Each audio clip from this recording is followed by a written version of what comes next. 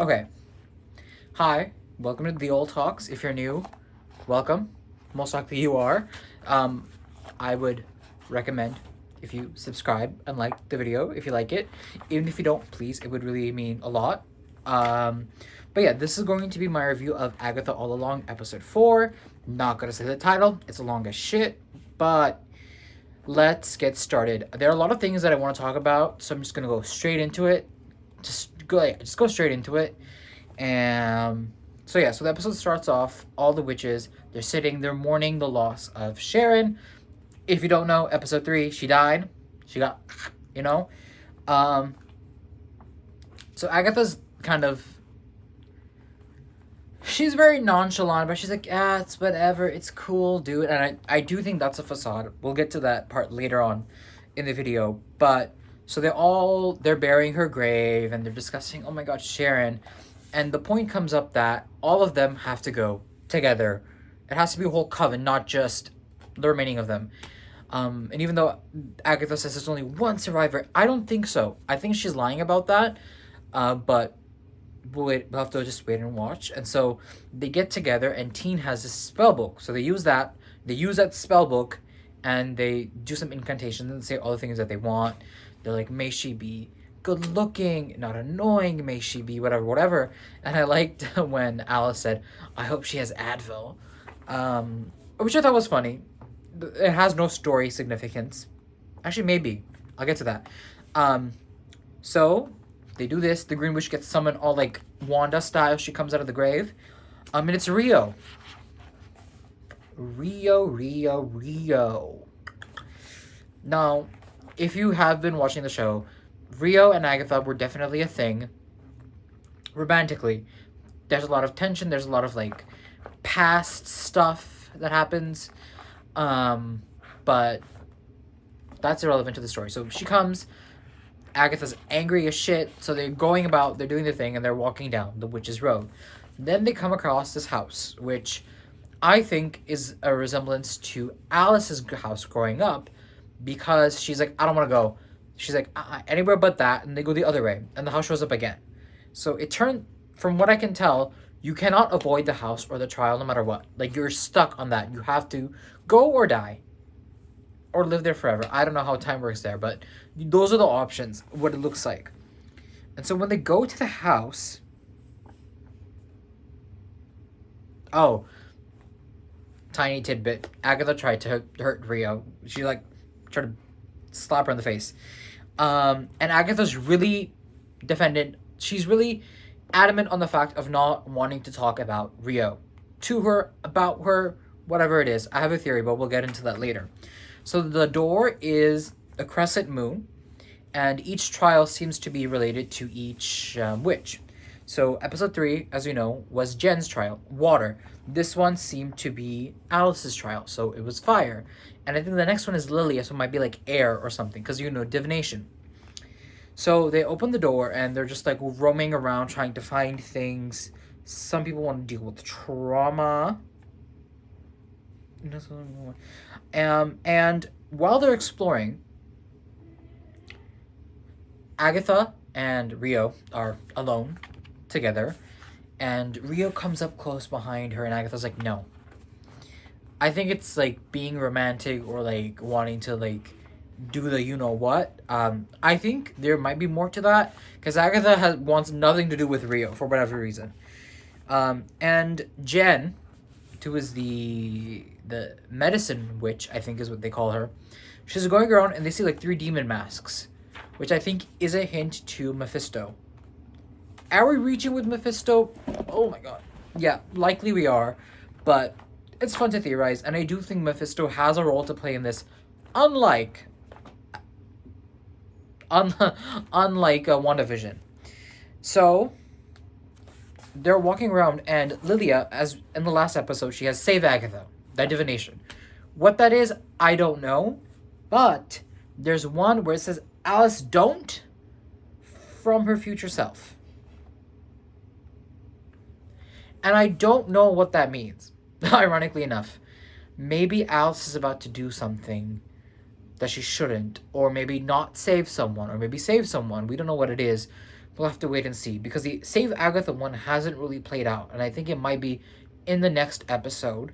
If you don't know, the reviewers got the first 4 episodes before the show came out, and so I don't think they would spoil what it is moving forward. So I do think Save Agatha and Alice Don't is referring to something in her trial, which is the reason why they didn't show it, or something big that will happen to Lilia or about Lilia. So they're in the house and they start playing this record, they start playing this record, which is The Witch's Road reversed. And it plays this like really weird sound. It's like really like, it's this really degrading sound, which is really annoying. And so Agatha like picks it up and destroys it, and they're all like trying to figure out what's happening, and it's this really weird, cringy sound, right? And after Agatha destroys it, it stops. And they're all cursed. Or at least that's what Lilia says. So then one by one, they all sort of start getting burned, right? And everyone's confused as to what. So then the protection, which Alice uses like this stick thing and like carves a circle and yells this incantation to like protect whoever's getting burned. I don't remember exactly what order this happens, but after she saves Lilia and then Jen, Teen gets thrown to the side. And Agatha just like runs up to him and she's like, "Oh my god, are you okay?" There's a little bit of a hint near the end of the episode. I don't want to spoil it for you guys right now, but she really seems to care for Teen. Whatever it is. I don't know what it is. I mean, I do know what it is, but she really seems to care for Teen for whatever reason it is. So then they decide to solve the puzzle, what it is, what's the case, And it turns out that since the song was playing in reverse, they have to play The Witch's Road. Lorna Woo's version of Witch's Road. Why, you might ask? This is Alice's trial. What is that correlation? Well, the witches were burned, and they have this like mark on their back. It's some sort of generational curse, and whoever was burning has it. Then it's revealed that Alice has those same marks, but she's no longer being cursed.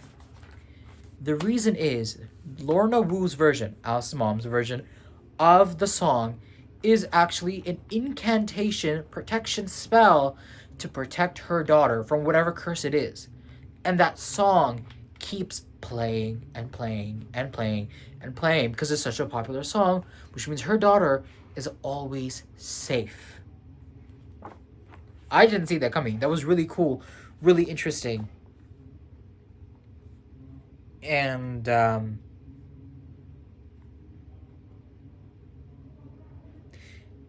yeah. So they start playing the song, right? After the whole song happens, while they're playing the song, this demon thing comes, like this demonic ass bird. This bird, they're playing the song. It gets behind Alice, and it like hits. It starts fighting and doing stuff. If you've seen this, you've probably seen the episode, but if you haven't, there's this like pseudo fight while they're playing the song because they have to finish the song, and Teen gets injured in the process.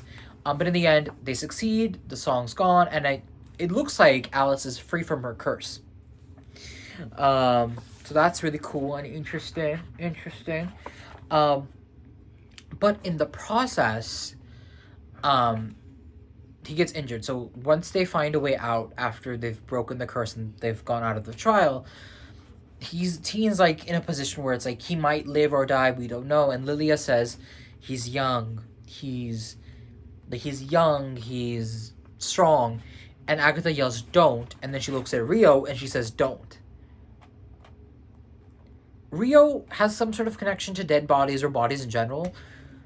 I think maybe she steals the life essence out of a body, sort of how Agatha steals magic, to stay young or to give it to Mephisto. I do think her relation is to Mephisto, or that she's Lady Death. It's one of the two. Definitely one of the two, for sure. Especially because of the Funko leak. Or it could be like a soul transfer, like an older witch transfers her soul into a young teen who is a vacant body. It could be either one of those things. But that was really cool because Agatha got really defensive. So Jen does her spell magic, which works. the yelling, the incantation, and she saves Teen, heals him from his injuries. This is a really interesting moment. More notes.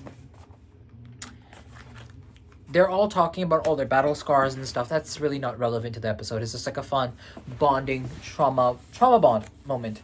What is interesting is once Teen wakes up from his once he wakes up after recovering from the injury, him and Agatha are talking. They're like, oh, like, yeah. And he really wants to find out about the sigil. He wants it off.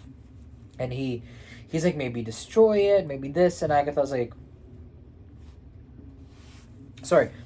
One thing that I found really interesting is Agatha says sigils are not, they're not like you can't just say no more sigil and the sigil goes away. Sigils are only destroyed, and they're only destroyed when they're no longer needed, which means whoever cast it set it with a purpose, and once that purpose is fulfilled, it will automatically be lifted.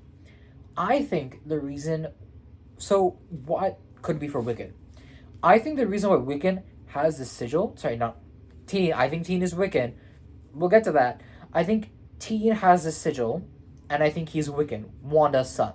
I think it's sort of this amalgamation thing where he's Wiccan and Agatha's son, in a way, so he's like two moms, in a way. But I think that sigil goes away once he learns magic, once he can do magic like Wanda, like the blue magic we see in the trailer. And once he can do that and protect himself, that is when the sigil will get lifted, and he'll be like, I'm Billy Kaplan, or I'm Nicholas Scratch. Another interesting thing is they're all sitting down, they're all talking about their scars, and Rio says, I had to do something, I had to do a job, and I had to hurt the person I love the most, and that is my scar. And Agatha's really upset. I think Rio took Agatha's child, either killed it, or gave it to Mephisto, or did something to it, and Agatha hates her for it. And that's how she gets the Darkhold.